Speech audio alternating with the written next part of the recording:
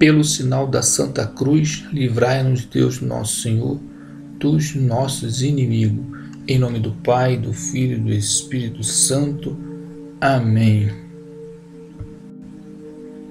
Proclamação do Evangelho de Jesus Cristo segundo João.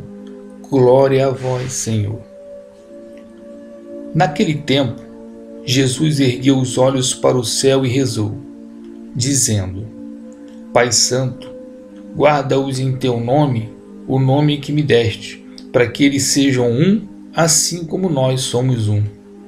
Quando eu estava com eles, guardava-os em teu nome, o nome que me deste. Eu guardei-os e nenhum deles se perdeu, a não ser o filho da perdição, para se cumprir a Escritura. Agora eu vou para junto de ti e digo estas coisas, estando ainda no mundo, para que eles tenham em si a minha alegria plenamente realizada. Eu lhes dei a tua palavra, mas o mundo os rejeitou, porque não são do mundo, como eu não sou do mundo. Não te peço que os tires do mundo, mas que os guardes do maligno. Eles não são do mundo, como eu não sou do mundo. Consagra-os na verdade, a tua palavra é verdade. Como tu me enviaste ao mundo, assim também eu os enviei ao mundo. Eu me consagro por eles, a fim de que eles também sejam consagrados na verdade. Palavra da salvação, glória a vós, Senhor.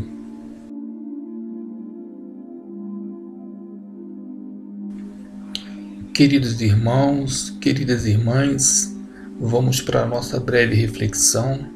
Já partindo do Evangelho de João, capítulo 17, versículo 11, que diz assim: Pai Santo, guarda-os em teu nome, o nome que me deste, para que eles sejam um, assim como nós somos um.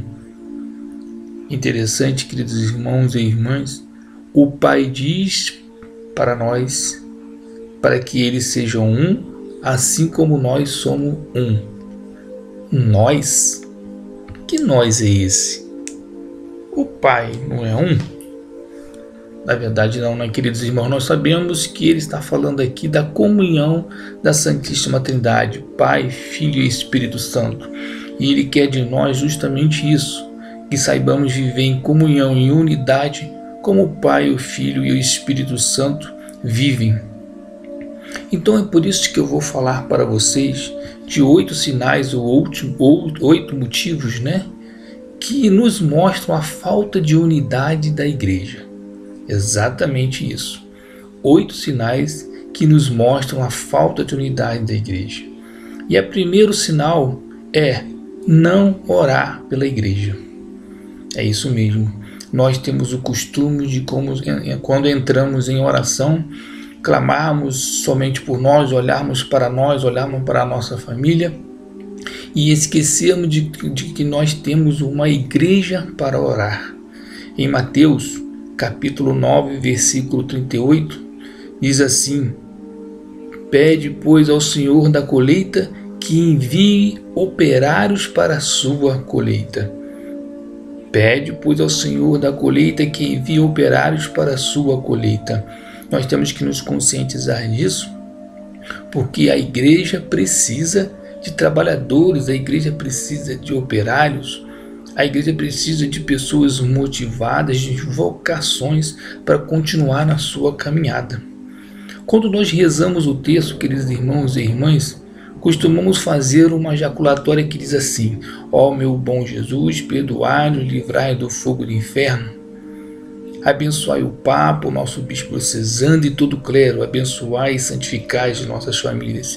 Então, quando nós estamos rezando o texto, a cada dezena nós fazemos essa jaculatória e nós percebemos que nós estamos pedindo, clamando a Deus, para abençoar o Papa, para abençoar o nosso Bispo, para abençoar todo o clero. E é isso que nós temos que fazer diariamente em nossas orações: rezar para a igreja, rezar para o clero, rezar para os leigos, rezar para que Deus possa dar cada vez mais vocações padres, freiras, pessoas consagradas para a comunidade que possam estar continuando o trabalho da igreja. Abençoar e santificar as nossas famílias que estão dentro da igreja. Então, queridos irmãos e irmãs, se nós não oramos pela igreja, significa que nós não estamos buscando esta unidade da igreja. O segundo sinal é assistir a igreja trabalhando. É isso mesmo, assistir a igreja trabalhando. Nós muitas das vezes entramos para a igreja, vamos na igreja em busca de uma pastoral, em busca de um movimento, mas ficamos assistindo. Em Lucas capítulo 9, versículo 62 diz: quem põe a mão no arado e olha para trás não é apto para o reino de Deus. Então nós chegamos na igreja e ficamos assistindo as outras pessoas trabalhando. E muitas das vezes as pessoas entram para a igreja apenas por um interesse, para fazer um social, para buscar um engajamento, um conhecimento, vamos dizer assim, para se dar bem nos negócios. Queridos irmãos, queridas irmãs, muitas das vezes quando resolvemos mudar de vida, entrando para a igreja, para uma comunidade, em uma pastoral, mas não colocamos a mão na massa, Quando nós queremos mudar de vida, mas não nos esforçamos, porque estamos presos ainda no passado.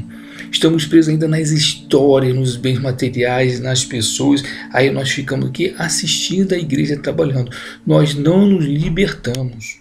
Não, irmãos e irmãs, uma vez na colheita, isto é, na igreja, enganjada em qualquer pastoral e movimento, a direção é uma só: olhar para a frente e plantar coisas novas, fazer uma história nova. Uma história nova. Então, queridos irmãos e irmãs, se nós já estamos parados, olhando apenas as pessoas trabalhar, isto é falta de unidade. É um sinal em que a comunidade, em meio que nós estamos, a igreja que nós estamos, não está caminhando para a unidade. O terceiro sinal é dizer mais não do que sim. É verdade, existem pessoas que só sabem dizer não. E quando eu falo pessoas, queridos irmãos e irmãs, eu estou falando de padre, de bispo, eu estou falando do todo clero, eu estou falando das pessoas, dos leigos, das comunidades, dos consagrados. Porque tem pessoas que, por interesse próprio, tem pessoas que só sabem dizer não. Tem coordenadores que só sabem dizer não, porque eles querem aparecer. Eles querem aparecer mais do que os outros. Então não deixa as pessoas criarem, não deixa as pessoas trabalharem. Dizer mais não do que sim. Então eles dizem mais não do que sim. Em Mateus capítulo 5, versículo 37, diz assim: seja o vosso sim, sim, e o vosso não, não. O que passa disso é do maligno. Então essa pessoa atrapalha a união da igreja, pois enterra o talento das outras pessoas, como está em Mateus capítulo 25, de 14 a 30. O quarto sinal é daquelas pessoas que estão acostumadas a arrumar problemas infantis para os líderes resolverem. Exatamente isso. São pessoas que ficam preocupadas com picuinhas, arrumar problemas infantis para os líderes resolverem. Por exemplo, ele deixou uma mensagem na rede social que foi indireta para mim. Aí você leva isso para o coordenador, você leva isso para o padre, você leva isso para o bispo, uma coisa que você mesmo podia ter resolvido. Coisas mínimas. Jesus motiva as pessoas a resolverem seus problemas com maturidade, meus irmãos, sem mimimi. Em Mateus capítulo 18, versículos de 15 a 18, diz: se teu irmão pecar, vai corrigi-lo a sós. Vou repetir: se teu irmão pecar, vai corrigi-lo a sós. É uma motivação para resolvermos nossos problemas com maturidade, sem mimimi. Então vamos parar de arrumar problemas infantis para que os líderes, para que os coordenadores possam resolver e conseguirmos resolver nós mesmos. O quinto motivo pelo qual falta unidade na igreja é aumentar os problemas ao invés de resolvê-los. Tem ligação com o quarto, mas esse é aumentar. Está vendo aquele probleminha, nós fazemos uma tempestade, um copo d'água também para chamar a atenção. Em Mateus capítulo 5, versículo 9, diz: felizes que promovem a paz, porque serão chamados filhos de Deus. Meus irmãos e minhas irmãs, o problema não é o problema, e sim como se lida com o problema, que pode vir a ser um problema maior ainda. Há pessoas que gostam de jogar gasolina onde o fogo já está pegando. Não agem como pacificadores da igreja, que afinal é o nosso objetivo, promover a paz, o perdão. Então não agem como pacificadores na igreja e só querem aumentar os problemas. Sexto motivo, ou sexto sinal, é a falta de espiritualidade. A falta de espiritualidade, queridos irmãos, nos leva ao deserto. Nos leva ao deserto. E quando nós começamos a entrar no deserto, nós começamos a entrar numa depressão. Nós não temos vontade de ir à missa, nós não temos vontade de rezar o texto, nós não temos vontade de ler a palavra de Deus, de meditar na palavra de Deus.